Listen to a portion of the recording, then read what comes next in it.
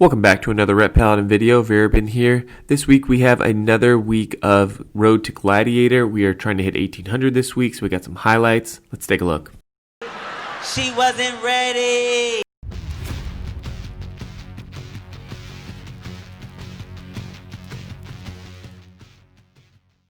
Before we get started with the video, please be sure to hash that like button and subscribe for more Ret Paladin content. We're going to be doing content 2 or 3 times a week in Shadowlands, so you don't want to miss a thing.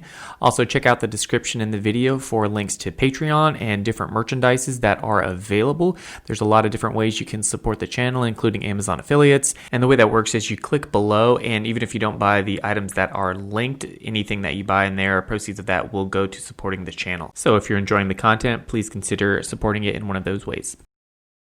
Alright, so in this clip I'm playing with a Disciplined Priest, and the Priest has died. However, all of my cooldowns are up, so what I'm going to do is do my best to kill this Druid. So let's take a look and see what happens. So he throws Thorns up on the Windwalker. We're going to blow all our cooldowns here and blow this Druid away. Boom! Druid's dead. Alright, so it looks pretty good here, right? We got a chance here, right? Except, I forgot about the Night Elf pod. Listen, guys. This is my least favorite thing in Shadowlands right now, is this Night Elf pod. So I had a possibility there of getting a 1v2, but we definitely didn't do it. You can see I'm really upset there in group chat. So then it's over at that point. But don't be like me. Kill those Night Elf pods.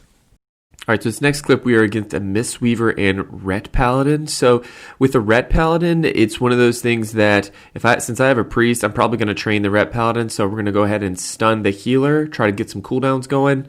He blows Bop, and then I'm going to switch to the Ret and just blast him. So learn this lesson here, guys. Use your bubble.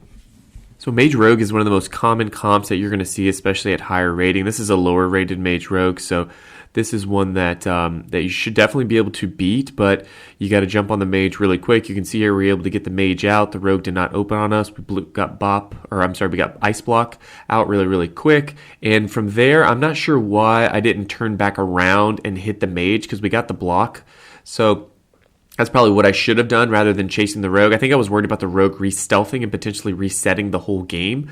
So that's why I switched off and went over to the Rogue and stunned him and everything. So in any case, we were able to get the Mage here. You can see he goes down. And I did not forget the pod this time. I know what you guys are thinking. I'm going to forget the pod again. This dumbass is going to forget the pod. No, I did get it this time. But I think I missed the pod at least one other time, and it's really frustrating. And I think if anybody has an add-on, I literally want an add-on to tell me, like, hey, kill this pod. All right, so this is Ret Disc against Ret Shadow. Ret Shadow is actually a really, really strong team if the players communicate really, really well. And they, in this case, I'm not sure why they wasted Grip and Bubble. That seems kind of silly. So I'm going to swap over to the Shadow Priest, but my Priest was able to clear off the Bubble from the Paladin, so we're going to switch over to the Paladin and start working him down. One of the things that I forget to do sometimes is when I'm running down a Paladin and I forget that he has a shield, and the shield can blow you up, so you kind of have to be careful with that. Mind games is something that's really important to kick, because that can do a lot of terrible things to you. All right, so this game is against a Paladin and Assassination Rogue. So this is a little bit of a longer game, so I'm not going to commentate this entire game because it's kind of self-explanatory. We're just trying to get kills. I'm trying to keep high uptime, trying to get them to waste cooldowns. You can see here that I blow wings and everything on this Rogue, but the Paladin doesn't even have to bubble or anything like that. The Paladin keeps really good distance, so we're not able to score a kill just yet. So we are going to speed this up a little bit and see how this match goes.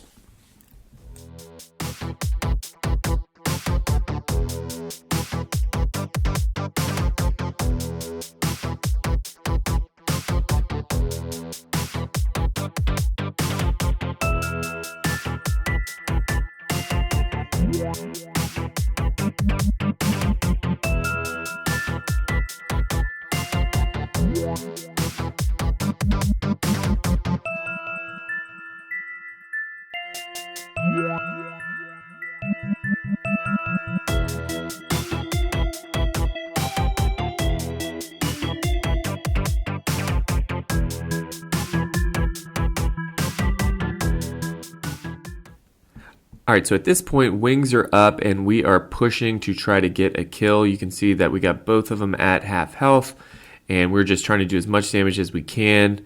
And unfortunately, paladins do really well with split damage because of Beacon of Light, so we're going to continue to push, and wings are down. We were not able to get a kill, unfortunately, but paladin has used most of his cooldowns, so we're going to stun him. We're going to pop Wake of Ashes and see if we can get a kill. Priest have to play really, really defensively here. You can see he got that bop off really, really fast, and then we were able to score a kill there on the paladin.